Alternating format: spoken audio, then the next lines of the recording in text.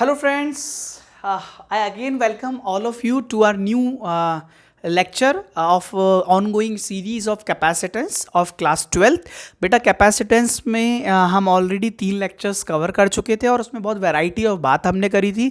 हमने ये समझा था कि कैपेसिटर दिखता कैसा है, उसकी फील क्या होती है, बैटरी से उसके कंपैरिजन में क्या फ़र्क होता है. हमने ये सब चीज़ें अच्छे से अंडरस्टैंड करी थी. आज का जो लेक्चर होने वाला है बेसिकली जैसा कि आप बोर्ड पे देख पा रहे हैं, ये कुल मिला के कंप्लीट टाइप्स ऑफ कैपेसिटर्स हम इसके अंदर कवर करेंगे. और टाइप्स ऑफ कैपेसिटर्स के अंदर हम ये ऑनगोइंग कैपेसिटर्स कवर करेंगे, जिसमें पहला कैपेसिटर हम जो कवर करने वाले हैं स्फेरिकल कैपेसिटर कवर करेंगे, स्फेरिकल कंडक्टर, फिर स्फेरिकल शेल कैपेसिटर कवर करेंगे, फिर हम सिलिंड्रिकल कैपेसिटर कवर करेंगे, वायर कैपेसिटर कवर करेंगे, और फिर ये स्फीयर कंडक्टर्स कवर करेंगे जो भी अपने आप में कैपेसिटर्स ही होते हैं. और साथ में लास्ट में हमारा सबसे इंपॉर्टेंट पार्ट कवर करेंगे, वो है हमारा पैरेलल प्लेट कैपेसिटर. बेटा यहाँ इन सब पार्ट्स को मैं अलग अलग वीडियोस में step by step consecutive videos में कवर करूंगा, क्योंकि हर जो पार्ट है, हर कैपेसिटर है, अपने आप में बहुत डेप्थ होल्ड करता है. तो हम ज़्यादा समय वेस्ट ना करते हुए अपना नया इसमें पार्ट स्टार्ट करते हैं, स्फेरिकल कंडक्टर्स.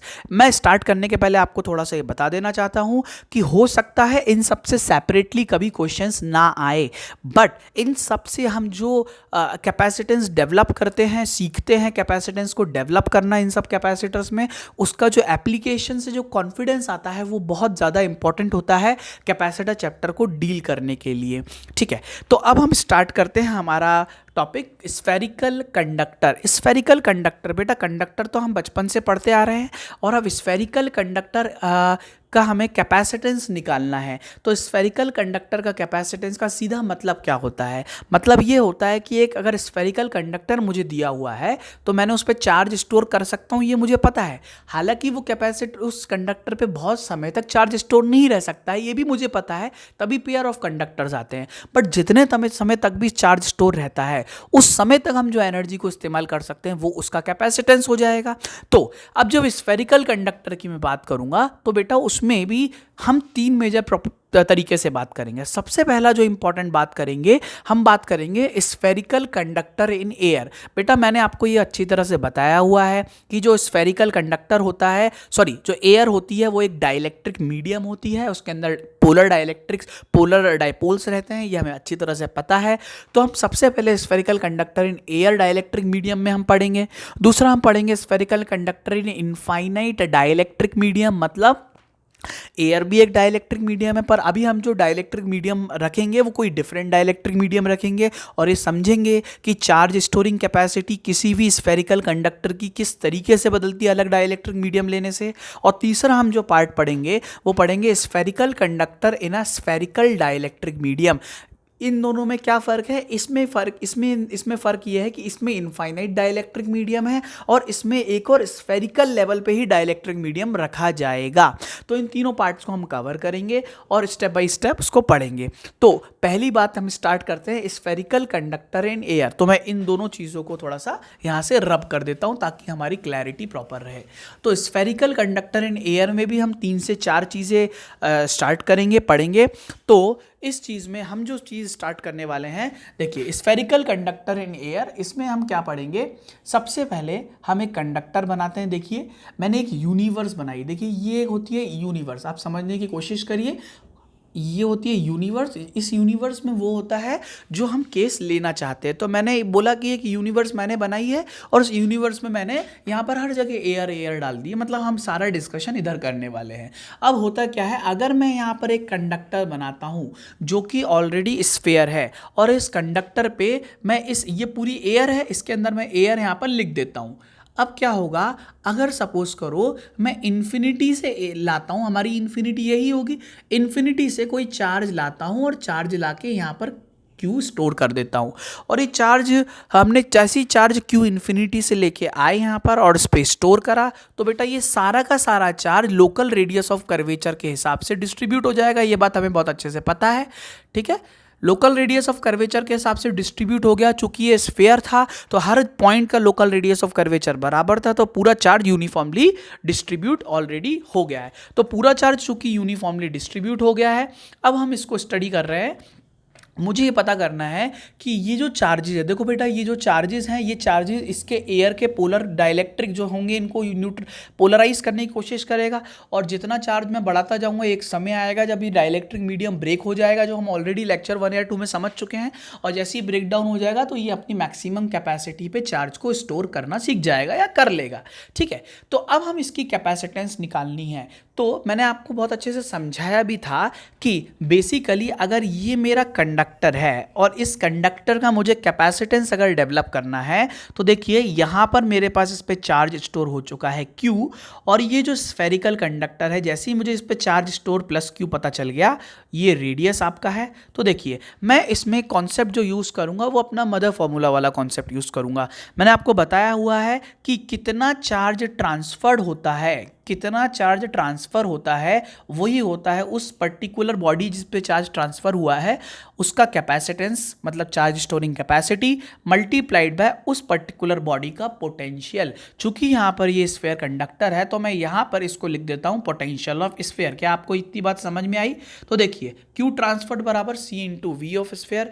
अब देखते हैं पोटेंशियल ऑफ स्फीयर। क्या मुझे ये बात पता है कि एक स्फीयर का पोटेंशियल उसके सरफेस पे, जो कि इक्विपोटेंशियल सरफेस होता है, तो उसके सरफेस पे जो पोटेंशियल होता है वो होता है KQ/R। ये हमें बहुत अच्छी तरह से पता है। पोटेंशियल ऑफ सरफेस या sphere which is equal to KQ, जो भी चार्ज आपने इस पे स्टोर करा है, और डिवाइड बाय उसका जो भी आपने रेडियस लिया है।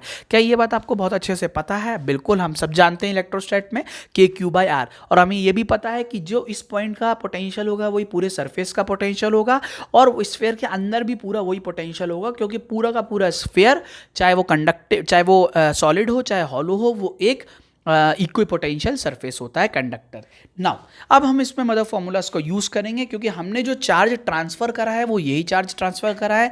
तो हमने बोला है कि बेटा ये देखिए ये चार्ज Q ट्रांसफ़र हो गया है, अब इसका जो भी कैपेसिटेंस होगा और वो पोटेंशियल ऑफ स्फीयर से हम इस पर बात रख देंगे। बहुत ईजी बात है, कोई बहुत बड़ा रॉकेट साइंस इसमें हम यूज़ नहीं कर रहे हैं। C into potential of surface. तो पोटेंशियल ऑफ सरफेस क्या है बेटा? KQ बाय उसका रेडियस। तो देखिए K की वैल्यू क्या मुझे पता है? बिल्कुल पता है। तो मैं K पे थोड़ा सा, कुछ बच्चों को K में हमेशा कन्फ्यूजन रहता है, तो मैं K में थोड़ा सा डिस्कशन अभी आपसे कर लेता हूँ। देखिए तो कैपेसिटेंस क्या हो जाएगा बेटा? वो आ जाएगा Q into R divide by, sorry yes, तो ये आ जाएगा Q से Q कैंसिल हो जाएगा यहाँ पर, तो यहाँ से Q हट जाएगा और कैपेसिटेंस आ जाएगा R डिवाइड बाय K। तो देखिए ये मेरा कैपेसिटेंस आया है। अब मैंने इसको R बाय K क्यों लिखा हुआ है तो वो भी हम एक बार स्टडी कर लेते हैं इसको प्रॉपर। तो देखिए R बाय K, इसके पहले हम ये समझेंगे K क्या होता है। बेटा K जो होता है वो बेसिकली होता है इलेक्ट्रोस्टैटिक कांस्टेंट। ये हमें सबको पता है, इलेक्ट्रोस्टैटिक कांस्टेंट होता है। ठीक है, तो ये जो K इलेक्ट्रोस्टैटिक कांस्टेंट होता है, ये बेसिकली इसकी वैल्यू क्या होती है? वो होती है 1/4 पाई एप्सिलॉन। ठीक है, मैं यहाँ पर एप्सिलॉन नॉट नहीं लिख रहा हूँ, यही कन्फ्यूजन होता है बच्चों को। एप्सिलॉन क्या होता है ये हम ऑलरेडी पढ़ चुके हैं। ये होती है permittivity of medium, permittivity of medium. ठीक है, मतलब इसका मतलब क्या होता है परमिटिविटी ऑफ मीडियम का? भाई कोई भी मीडियम में अगर मैं किसी कंडक्टर को रखूँगा तो वो मुझे पता है जैसे ही मैं उस कंडक्टर पे चार्ज देना चालू करूँगा तो वो मीडियम पोलराइज होना चालू हो जाएगा, है ना। तो कितने हद तक पोलराइज हो सकता है जो मैंने आपको समझाया था, या कितने हद तक उसकी ब्रेक डाउन स्ट्रेंथ है, डाइलेक्ट्रिक स्ट्रेंथ कब ब्रेक होगी, वही the amount, the extent of polarization is also is known as permittivity of that medium. ठीक है, तो एप्सिलॉन यहाँ पर यूज होता है which is permittivity of medium. अब बेसिकली क्या होता है, अगर हम इसको एप्सिलॉन को समझें तो बेसिकली एप्सिलॉन क्या होता है? एप्सिलॉन को अगर मैं एप्सिलॉन नॉट से डिवाइड कर दूं तो ये आता है ER। मैं आपको अच्छे समझा रहा हूँ, ये हमने अलग टॉपिक ले लिया है पर फिर भी इसको हैंड टू हैंड में हम क्लियर कर देते हैं। तो ER होता है डाइलेक्ट्रिक कांस्टेंट, इसी चीज़ को हम बोलते हैं डाई इलेक्ट्रिक कांस्टेंट। अब समझिएगा बात को, तो ये डाइलेक्ट्रिक कांस्टेंट ER को बोलते हैं। ये होता है एप्सिलॉन, होता है परमिटिविटी ऑफ मीडियम, ये होता है परमिटिविटी ऑफ एयर। ध्यान दीजिएगा, इसको मैं M लिख देता हूं, तो EM it is equal to permittivity of medium की परमिटिविटी है बेसिकली है। ठीक है, और ये जो है epsilon naught, this is basically permittivity of air. तो ये होता है परमिटिविटी ऑफ एयर। अब देखते हैं अपन इसको थोड़ा सा अंडरस्टैंड करते हैं। परमिटिविटी ऑफ एयर मतलब एयर कितने हद तक पोलराइज हो सकता है। तो ई नॉट की जो वैल्यू होती है वो हमेशा फिक्स होती है, वो होती है 8.8 मल्टीप्लाइड बाय 10⁻⁻12। रही बात इसकी यूनिट की, तो यूनिट हम कैसे डेवलप करेंगे, हमें ये बात बहुत अच्छी तरह से पता है। फोर्स होता है K Q1 Q2 divide by R square, यही फोर्स होता है। K में आएगा 1/4 पाई एप्सिलॉन नॉट और 1/4 पाई एप्सिलॉन नॉट, और एप्सिलॉन नॉट उठ के इधर चला जाएगा तो इसकी यूनिट क्या हो जाएगी, coulomb square divide by newton metre square. क्या ये बात आपको बहुत अच्छी तरह से समझ में आई। तो this is permittivity of air या फ्री स्पेस। फ्री स्पेस मतलब वैक्यूम या एयर, दोनों की हम परमिटिविटी सेम मानते हैं। This is 8.85 into 10⁻⁻12 coulomb square पर न्यूटन मीटर स्क्वायर। अब एक बार मैं इसको रब कर देता हूं। अब जैसे ही मेरे पास में एप्सिलॉन नॉट क्लियर हो गया, तो अब मैं क्या करूंगा, परमिटिविटी ऑफ मीडियम पे आऊंगा, है ना, क्योंकि मैं यहाँ पर परमिटिविटी ऑफ मीडियम यूज करता हूँ। तो मैं देखता हूँ कि ई आर क्या होता है। ई आर होता है रिलेटिव परमिटिविटी, रिलेटिव परमिटिविटी। तो देखिए बेटा, ये रिलेटिव परमिटिविटी भी हमें बहुत अच्छी तरह से पता है। हमेशा ध्यान रखना, अगर मैं एयर या फ्री स्पेस की बात करूंगा, एयर या फ्री स्पेस की बात करूंगा, तो जो परमिटिविटी होती है, रिलेटिव परमिटिविटी, वो हमेशा 1 होती है। एंड और किसी भी अदर मीडियम की, और कोई दूसरा अगर मैं मीडियम यूज करूंगा, अदर मीडियम, उसके सामने उसकी जो परमिटिविटी होती है वो ई आर की वैल्यू हमेशा 1 से बड़ी होती है। ये हम बाद में समझेंगे, इसका भी लॉजिक है कि परमिटिविटी 1 से बड़ी क्यों होती है, पर हम एक लेक्चर में सब कुछ यूज़ नहीं कर सकते हैं। तो परमिटिविटी हम इससे 1 से बड़ी होती है। अब देखते हैं यहाँ पर, जैसे हम अब इसकी हम परमिटिविटी ऑफ मीडियम पे आते हैं, तो मीडियम की परमिटिविटी होती है ई R multiplied by E naught. तो अगर मैं एयर की बात करता हूँ, तो एयर की बात में अगर अपन करेंगे तो मुझे पता है ई आर की वैल्यू 1 होती है। तो परमिटिविटी ऑफ मीडियम हो जाएगी E R multiplied by E naught, which is it is equal to 1, which is 1 into E naught. तो परमिटिविटी ऑफ मीडियम एयर के लिए एप्सिलॉन नॉट के बराबर होती है, ये हमें सबको पता है, बट फिर भी जिन बच्चों को नहीं पता था उनके लिए हमने डिस्कशन कर लिया है। तो एयर की जब भी हम बात करेंगे, एयर मीडियम की, जैसा कि हम इस केस में कर रहे हैं, ये बॉडी जब एयर में रखी हुई है, तो एयर में रखे होने पे इसकी जो परमिटिविटी होगी मीडियम की, वो होगी एप्सिलॉन नॉट बराबर, एप्सिलॉन के बराबर होगी। ठीक है, अब कैपेसिटेंस इस केस में हम डिस्कस करेंगे, तो वो हो जाएगा आर, उसका रेडियस डिवाइड बाय के। के की वैल्यू क्या हो जाएगी बेटा, 1 divide by 4 pi epsilon not of medium. Medium हमारा एयर है, और जब मीडियम हमारा एयर होता है तो उसको हम लिखते हैं E R into E not, और E R into E not हो जाएगा, ये एयर के लिए ई आर 1 हो जाएगा। तो इस चीज़ को हम क्या लिख देंगे, R multiplied by 4 pi, sorry मैं इसको रिवर्स लिख देता हूँ, 4 pi epsilon naught into R. तो दिस इज बेसिकली, तो जो कैपेसिटेंस डेवलप होके आया 4 pi epsilon naught into R. बेटा आपको थोड़ा सा इसको अंडरस्टैंड करना है। मैंने अभी आपको कैपेसिटेंस की यूनिट के बारे में भी बहुत कुछ नहीं बताया है, तो हम जब यूनिट का यूज़ करेंगे तो मैं आपको बताऊंगा। आप देखिए, ये कैपेसिटेंस मेरा निकल के आया 4 pi epsilon naught into R. This is a very very important thing. अब इसको अपन बहुत अच्छे से अंडरस्टैंड करते हैं। देखना बेटा, समझना, ये जो कैपेसिटेंस निकल के आया है, इसको क्या अंडरस्टैंड करना है, ये दो किन चीज़ों पे डिपेंड कर रहा है वो अपन थोड़ा सा समझते हैं। तो किन चीज़ों पे डिपेंड कर रहा है वो अपन देखते हैं। तो डिपेंडेंसी ऑफ कैपेसिटेंस, है ना, तो डिपेंडेंसी, ठीक है। तो कैपेसिटेंस की बेटा जो डिपेंडेंसी आई है वो क्या है, वो अपन समझना पड़ेगा। तो देखिए आप, कैपेसिटेंस जो अपना यूज हुआ है वो है क्या, 4 pi epsilon naught into R, isn't it.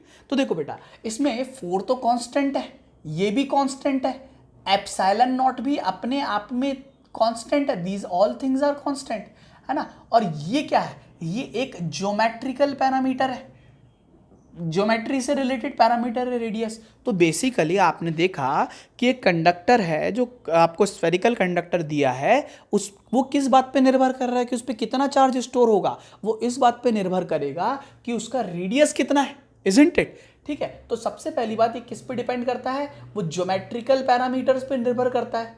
Geometry पे निर्भर करता है, यहाँ इस केस में वो रेडियस पे निर्भर कर रहा है, ठीक है। दूसरी इंपॉर्टेंट चीज़ बेटा, मैंने आपको ये भी बात बताई थी, आपको सेकंड लेक्चर में पेयर ऑफ कंडक्टर्स जब लिया था, मैंने आपको बताया था कि किस तरह से कंडक्टर्स मीडियम में रखने पे उनकी चार्ज स्टोरिंग कैपेसिटी अलग अलग हो जाती है। तो जैसे ही चार्ज स्टोरिंग कैपेसिटी अलग अलग हो जाती है, मतलब ये सब चीज़ें मीडियम पे भी निर्भर करेगी, क्योंकि अगर मैंने मीडियम बदल दिया तो ये चीज़ भी, मतलब चार्ज कितना स्टोर होगा उस पर, वो भी आराम से बदल जाएगा। ये हम जब तीसरा केस पढ़ेंगे तो उसमें और अच्छे से इसको स्टडी करेंगे। अब देखते हैं, मतलब आपको जो दिमाग में बिल्कुल चाबी भर के रख लेना है वो इस बात को रखना है कि कैपेसिटेंस, किसी भी बॉडी का कैपेसिटेंस मतलब चार्ज को स्टोर करने की क्षमता किस बात पे निर्भर करती है, वो इस बात पे कदापि निर्भर नहीं करती है कि कितना चार्ज उसको दिया जा रहा है, वो इस बात पे निर्भर करती है कि उसका ज्योमेट्रिकल पैरामीटर कितना है, या उसका रेडियस कितना है, या उसकी ज्योमेट्रिकल शेप कितना है। इस केस में चूंकि स्फीयर है तो हम रेडियस की बात कर रहे हैं, और वो किस मीडियम में रखा हुआ है। मीडियम में आपको बहुत अच्छे से समझा चुका हूं, क्योंकि मीडियम बदल देंगे तो जो पोलर डाइलेक्ट्रिक्स हैं वो और स्ट्रांगली टूटेंगे, तो ज़्यादा टाइम लगेगा उसको टूटने में, तो ज़्यादा चार्ज स्टोर हो पाएगा, इसीलिए मीडियम पे डिपेंड करता है। तो सर मीडियम अगर चेंज हो जाएगा तो क्या करेंगे, तो मैंने आपको जो सेकंड पार्ट बताया था कि जब इसी कंडक्टर को मैं मीडियम में रख दूंगा तो क्या होगा, तो मैं उसको थोड़ा सा डिस्कस कर लूँगा। तो यहाँ पर हमने इस चीज़ को डिस्कस करा। बेटा यहाँ पर एक और बहुत इंपॉर्टेंट बात हम डिस्कस करने वाले हैं, हालांकि मैं समझता हूँ ये सब बातें काफ़ी ज़्यादा ईजी बात हैं, बेसिक बात है, आप सब इंटेलिजेंट लोग हो, आप सबको ये सब चीज़ें पता है, बट फिर भी हम चूंकि बेसिक से स्टार्ट कर रहे हैं तो हमें ये सब एक बार पता होना चाहिए, करना चाहिए। तो इसके बाद हम देखते हैं बेटा एक और चीज़, जो यूनिट ऑफ कैपेसिटेंस है, ये भी एक इंपॉर्टेंट पार्ट है, यूनिट ऑफ कैपेसिटेंस। तो अभी तक हमने इस विषय पे चर्चा नहीं करी है, तो एक बार इसकी कैपेसिटेंस की यूनिट निकाल लेते हैं हम। तो यूनिट ऑफ जो कैपेसिटेंस आएगा बेटा, देखिए कैपेसिटेंस क्या होता है, हम उसके मदर फॉर्मूले पे जाते हैं, Q बराबर होता है C इंटू वी। तो कैपेसिटेंस क्या हो जाएगा बेटा, Q बाय वी। Q होता है कूलम्स, ये हम ऑलरेडी जानते हैं, कूलम्स होता है, और हमारा ये होता है V वोल्ट। अब देखते हैं तो वोल्ट्स, तो कूलम पर वोल्ट ये होती है इसकी यूनिट, कूलम पर वोल्ट, यहाँ पर चूंकि सीसी है तो कूलम CL लिख दिया, तो कूलम पर वोल्ट इसकी यूनिट होती है, जिसको हम बोलते हैं फैरेड्स। ऑलवेज रिमेंबर, इसको हम बोलते हैं फैरेड। ध्यान देना बेटा, ये होता है फैरेड। तो कैपेसिटेंस की जो यूनिट होती है वो एक्चुअली में हम जो डिवाइस कर पाए उसको बोलते हैं फैरेड। अब ये होती है 1 फैरेड। देखो सिंपल सी बात है, ये भी हमें पता, अगर चार्ज 1 कूलम है और वोल्टेज 1 वोल्ट है तो यूनिट कितनी हो जाएगी, दिस इज कैपेसिटेंस की यूनिट हो जाएगी 1 फैरेड। बट बेटा मैं आपको थोड़ा सा एक इंपॉर्टेंट यहाँ पर फैक्ट बताना चाहता हूँ। आपको समझना होगा कि फैरेड अपने आप में एक बहुत बड़ी यूनिट है। कैसे बहुत बड़ी यूनिट है, इसको मैथमेटिकली हम थोड़ा सा समझेंगे कि एक फैरेड का हम कैपेसिटर बनाना संभव नहीं है, पॉसिबल नहीं है। एक फैरेड अपने आप में बहुत पावरफुल यूनिट होती है। कैसे हम समझेंगे, देखो हमें ये बात की बहुत अच्छी तरह से पता है कि कैपेसिटेंस स्फीयर का क्या होता है, 4 pi epsilon naught into R, यही होता है। लेट्स से हमने एक ऐसा कंडक्टर बनाया जिसका कैपेसिटेंस कितना है बेटा, 1 फैरेड है। ध्यान देना, फैरेड उसकी SI यूनिट है, स्टैंडर्ड इंटरनेशनल यूनिट है ना, MKS यूनिट है इसकी। तो जो कैपेसिटेंस है हमने उसको लिया 1 फैरेड लिया। तो 1 फैरेड अगर मैं कैपेसिटेंस बनाना चाह रहा हूं तो बाकी सब चीज़ों को भी मुझे SI यूनिट में रखना पड़ेगा। तो देखिए, तो ये हो जाएगा 4 पाई एप्सिलॉन नॉट की वैल्यू मैं ऑलरेडी बता चुका हूं, 8.8 multiplied by 10 to the power -12, ये आ जाएगा coulomb square divide by newton metre square और मल्टीप्लाइड बाय आर। अब देखिए, अगर मैं इस चीज़ की वैल्यू निकालता हूं, ध्यान से समझना, तो आर की जो वैल्यू वो भी स्टैंडर्ड यूनिट में आएगी, SI यूनिट में आएगी, और वो आप चेक करेंगे तो कैसे निकालेंगे अपन, वो आ जाएगा 1/4 pi 8.8 multiply by 10 to the power -12, ये मीटर्स में यूनिट आएगी। जब आप इसको कैलकुलेट करेंगे ना बेटा, तो ये समथिंग यूनिट बनेगी 9.9 into 10 to the power -9 metres, ये बनेगा रेडियस। ध्यान देना, ये रेडियस इतना है, मतलब इसको मैं लिख सकता हूँ 9.9 into 10 to the power -6 kilometres लिख सकता हूँ। या इसको अगर मैं और अच्छे से लिखूंगा तो क्या होगा बेटा, इसको 6 जीरोस लगा देंगे हम, तो 6 जीरोस लगा देंगे तो इसको ये हो जाएगा 99, 1 2 3 4 5, और ये हो जाएगा किलोमीटर्स। ये आप समझ पा रहे हैं, तो ये आपका रेडियस डेवलप हो गया है। मतलब कितना है, 1 10 100 1000 10,000 99 लाख किलोमीटर का आपको रेडियस का स्फीयर बनाना पड़ेगा। आप समझ सकते हैं 99 लाख किलोमीटर का रेडियस ऑफ स्फीयर हमारा जो अर्थ है वही 6400 किलोमीटर्स की, तो इतना बड़ा रेडियस बनाना ये सब पॉसिबल गेम नहीं है। इसलिए हम कभी भी 1 फैरेड का कैपेसिटर, जो 1 फैरेड का कैपेसिटर होता है, हम उसको कभी भी इस्तेमाल नहीं करते हैं। हम इसलिए उसकी सब्सटेंशियल यूनिट लेते हैं माइक्रो फैरेड, या फिर हम यूज करते हैं मिली फैरेड। ये क्या होता है माइक्रो फैरेड? 10⁻⁻⁶ का पावर में होता है और ये 10⁻⁻³ के पावर में होता है। ये सब आप बहुत अच्छे से जानते हैं। तो बेटा यहाँ पर हमने एक बेसिक चर्चा करी। हालांकि ये बहुत, मैं फिर से बोल रहा हूँ, काफ़ी ईजी बातें थी। एक सिंपल कंडक्टर का हम कैसे कैपेसिटेंस निकालते हैं उसमें हमने ये सब थोड़ी और चर्चाएं कर ली, और हमने ये भी सीख लिया कि किस तरह से एक बड़ा हम यूनिट 1 फैरेड का कैपेसिटर का यूनिट नहीं लेते हैं। ओके, तो इस लेक्चर में इतना ही। बाकी हम अगले लेक्चर में अगला इसका जो नेक्स्ट पार्ट है वो हम कवर करेंगे कि कैसे कंडक्टर को हम किसी मीडियम में रखने पे उसका कैपेसिटेंस बदल जाता है। Thank you.